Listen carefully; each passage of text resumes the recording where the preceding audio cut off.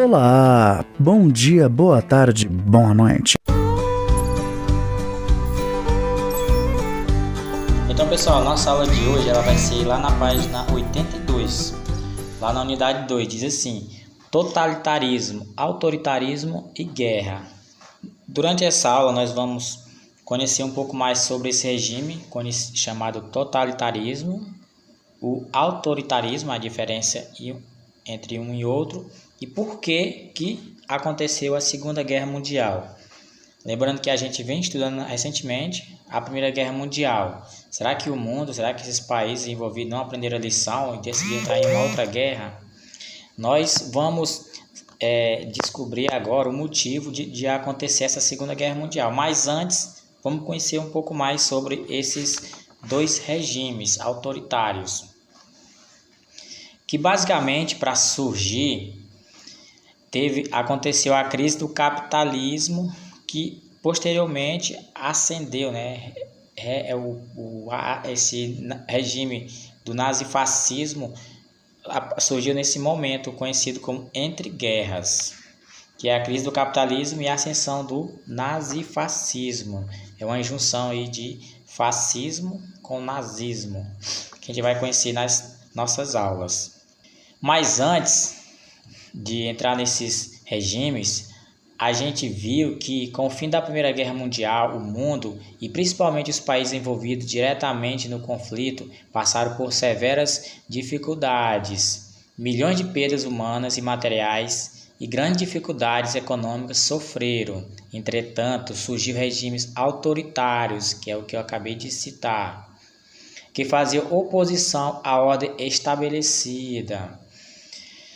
Como já estudamos lá na Primeira Guerra Mundial, a Alemanha sofreu várias punições com o Tratado de Versalhes, como a proibição de ter força aérea, multas pesadas e diminuir o território alemão, entre outras punições, e pelo envolvimento nesse conflito. A gente viu que no Tratado de Versalhes que vários países estavam nesse conflito, né, nessa guerra, mas nesse tratado a Alemanha foi considerada a principal culpada de ter gerado esse conflito. Então esse conflito gerou um ressentimento muito forte no povo alemão, tanto pela derrota quanto pelas punições. Mas não só a Alemanha sofreu nessa guerra. Ela foi considerada a principal culpada. É o que eu acabei de falar, né? Essa guerra houve bastante perdas de todos os lados, mas com esse tratado evidenciou somente a Alemanha. E o entendimento que se tinha era que os regimes de força era a melhor saída para superar a destruição da guerra. A gente viu que lá na Revolução Russa ela também contribuiu para o surgimento dos regimes totalitários, que foi a Revolução Socialista, pois havia implantado um modelo de Estado que, no aspecto político, era um regime ditatorial e centralizador, que na economia obteve um grande sucesso. Isso fez com que a União Soviética crescesse de forma acelerada e gerou um sentimento de que o socialismo era uma alternativa ao capitalismo, né? Que nesse momento eles estavam fazendo diversas críticas ao capitalismo sobre não funcionar como esperado. E aí o socialismo ele surgia nesse momento como uma oposição, né? Como um regime a ser seguido e que o capitalismo fosse ignorado.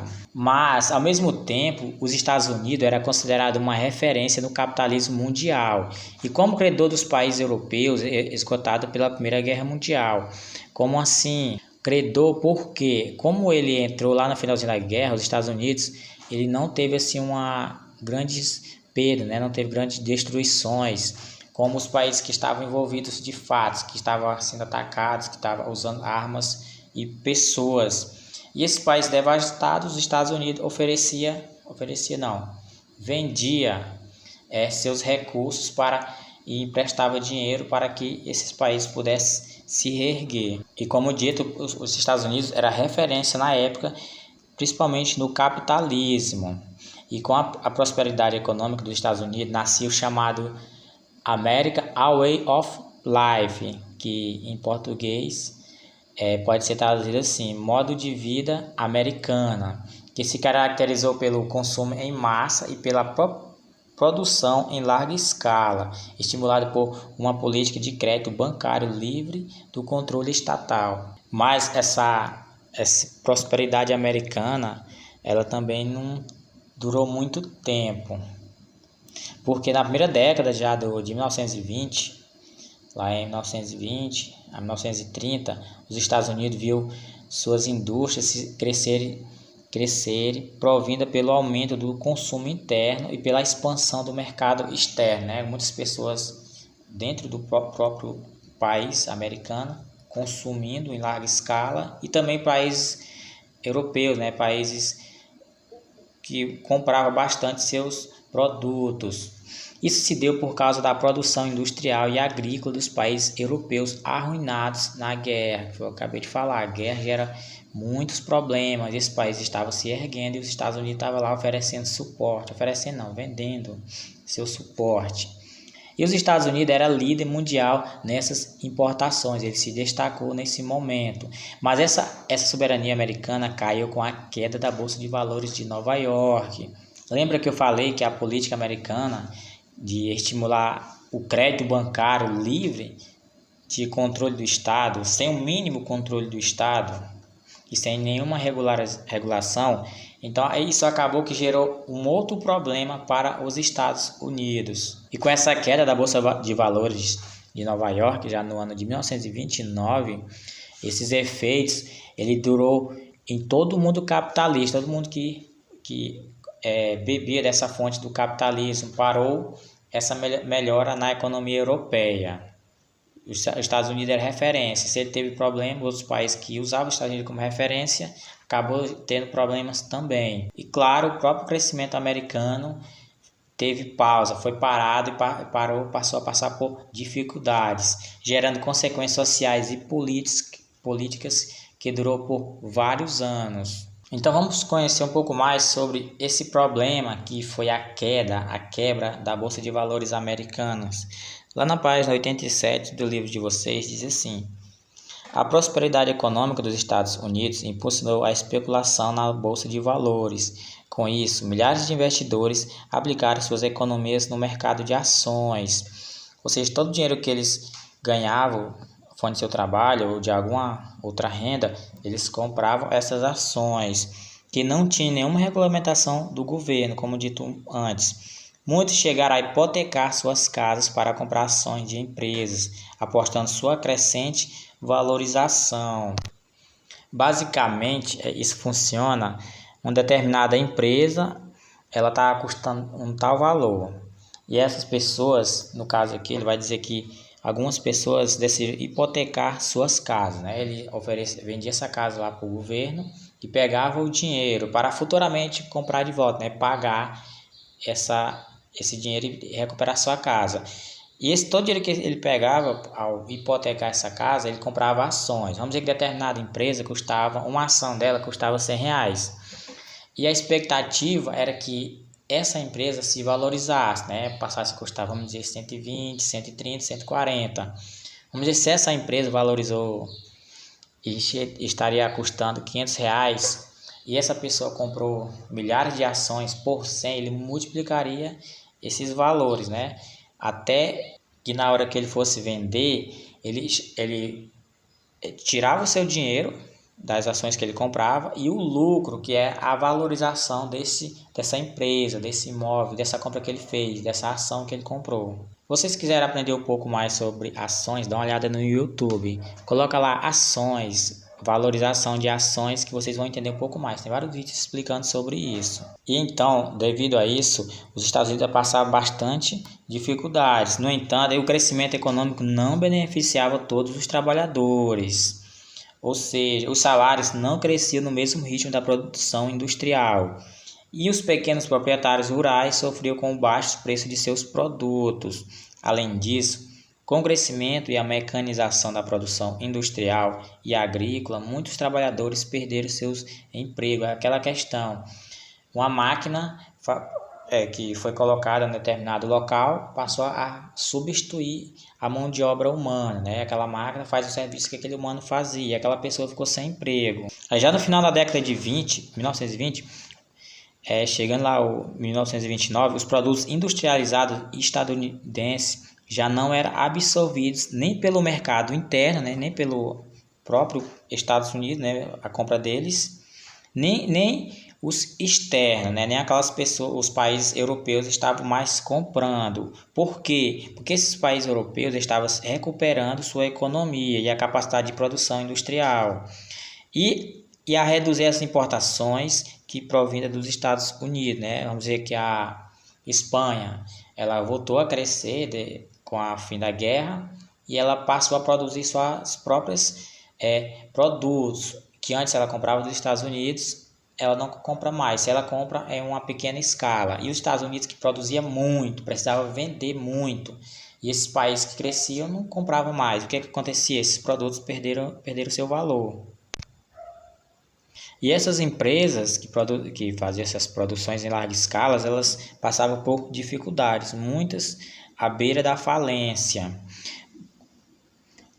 Contudo, as empresas, mesmo à beira da falência, tinham suas ações artificialmente valorizadas. Como assim? Essa determinada ação realmente ela valia, vamos dizer que R$10, mas alguém lá no governo mexia os pauzinhos e dizia que ela valia 100. Por isso que ela vai dizer artificialmente valorizada. Só que essa maquiagem, esse preço artificial, ele não durava para sempre. Já em outubro de 1929, diante de alguns sinais de depressão que a aproximava, os investidores colocaram um grande número de ações à venda. E o excesso de ações sem compradores no mercado provocou uma queda brusca no valor. Ou seja, a pessoa não quer mais participar da bolsa. Todos os produtos, ações que ele tinha comprado, ele colocou lá para vender. Só que não tinha gente para comprar. Aí, vamos dizer que ele colocava R$100. Mas ninguém comprava, ele começava a baixar o valor, colocava 90, ninguém comprava, colocava 80, e vai baixando até o momento que aquela ação não valesse nada. Como muitas pessoas faziam esse processo simultaneamente, ao mesmo tempo, e no dia 24 daquele mês, a Bolsa de Valores de Nova York entrou em colapso, paralisando suas atividades e espalhando pânico entre os investidores. As ações perderam praticamente todo o valor, levando milhões de investidores à ruína. Sem dinheiro, fábricas e bancos faliram rapidamente. A quebra da bolsa teve consequência desastrosa para a economia dos Estados Unidos entre os anos de 1929 e 1932. A produção industrial estadunidense caiu 54% e o número de desempregados saltou 400 mil para 12 milhões. Olha esse absurdo. A Grande Depressão Econômica, que marcou a década de 1930, gerou um clima de pessimismo que expressou em todos os setores da sociedade. Pessoal, como foi dito aqui no início sobre algumas pessoas que todo o dinheiro que ele ganhava, toda aquela renda, a mesmo hipotecando sua casa, ele comprava ações. Isso, milhares de pessoas faziam isso. Já com essa queda, com essa depressão, com esse colapso da bolsa, essas ações, que vão, com o meu exemplo inicial, que custava R$100, que a pessoa comprou por R$100, esperando que futuramente essa ação que ele comprou se valorizasse, ele poderia até vender por 100, por 500 ou por outro valor bem superior, aí ele ganhava lucro. Só que isso não aconteceu. E essas ações começaram a perder foi valor. E aquela pessoa que hipotecou aquela casa, pensando em lucrar em cima disso, comprando a ação por 100 e essa ação custou foi menos, 50 até não valer nada. E o que aconteceu com essas pessoas? Perdeu casa, perdeu tudo aquele tipo de lucro que ele tinha investido, eles perderam. Isso que aconteceu, a queda, a depressão, e gerou muito desempregos também, porque as empresas fecharam. E como a gente começa a imaginar que realmente era uma situação de caos, o que estava acontecendo nesse momento nos Estados Unidos, com essa quebra da Bolsa de Valores de Nova York. Mas claro que os Estados Unidos era a referência no capitalismo na época, mas muitos outros países também sobreviveram ao capitalismo. E praticamente toda a Europa Ocidental e a América Latina foram duramente atingidas por essa crise. Já nos anos de 1930, com o objetivo de combater a depressão econômica, os governos dos Estados Unidos e de vários outros países capitalistas adotaram intervenção e regulamentação da economia. Lembrando que a economia, nesse modelo liberalismo do capitalismo, ele não tinha controle, né? O Estado não controlava as ações. E com essa quebra da Bolsa de Valores, os governos começaram a controlar essas ações. Desse modo, a crise econômica significou um duro golpe ao liberalismo econômico, que mostrou a necessidade de intervenção estatal para salvar a economia. Pois é isso. E a partir daí começou a surgir várias outras ideologias tentando se colocar nesse momento para surgir, né, contrapor a esse modelo capitalista que nesse momento era considerado um fracasso. Pessoal, lembrando que nesse momento o Brasil, como a gente viu na nossa aula, inclusive foi até que é assunto de uma atividade lá da nossa prova, o principal produto que o Brasil comercializava era o café e o principal comprador era os Estados Unidos. A gente viu como que essa queda da Bolsa de Valores americana ela afetou o Brasil. Por quê? O Brasil tinha bastante café e os Estados Unidos era o principal comprador. E os Estados Unidos quebrando, sem dinheiro, falido. Como que ele ia comprar produtos do Brasil? Diretamente o Brasil passa por dificuldades por não vender esse produto. Mas voltando lá para os Estados Unidos, na tentativa de tentar amenizar ou procurar uma solução, o governo ele criou um projeto chamado New Deal, ou Novo Acordo, que foi em 1933. Idealizado por Franklin Roosevelt, tomou a posse da presidência dos Estados Unidos nesse momento, com a prerrogativa de tirar o país da crise. Ele colocou esse plano aí, New Deal, para reorganizar a produção industrial agrícola para alavancar a economia. E esse programa ele estabeleceu medidas para limitar a produção e reduzir os estoques agrícolas, visando conter a queda dos preços. Também incluía concessão de financiamento à indústria, concessão de financiamentos à indústria a juros baixos, incentivos às exportações, redução da jornada de trabalho, com o objetivo de criar novos empregos, fixação de um salário mínimo e grande investimento em obras públicas para gerar empregos. Os recursos públicos utilizados para a realização desses programas foram garantidos por meio de uma cobrança de impostos mais altos dos ricos e da emissão de dinheiro, mesmo que essa medida provocasse um processo inflacionário. Esse processo inflacionário é o aumento generalizado dos produtos naquele momento nos Estados Unidos.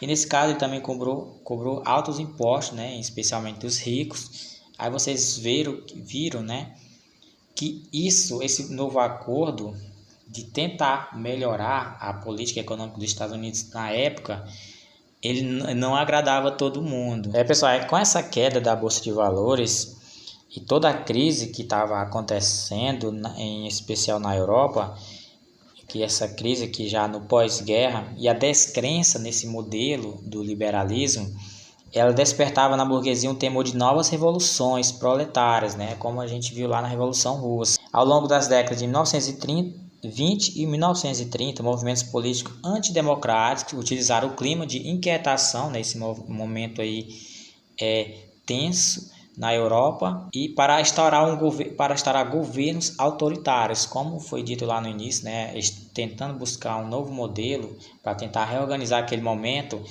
acabaram instaurando esse modelo autoritários e totalitários, né? Tem uma certa diferençazinha entre eles, a gente vai ver um pouco mais.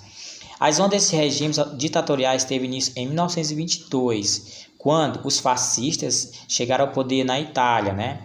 Na Alemanha de Hitler, que assumiu o poder em 1933. Vamos ver, dois países foco nesse momento aqui está sendo Itália, com o fascismo, e na Alemanha, liderado por Hitler com o nazismo, nesses modelos ditatoriais aí.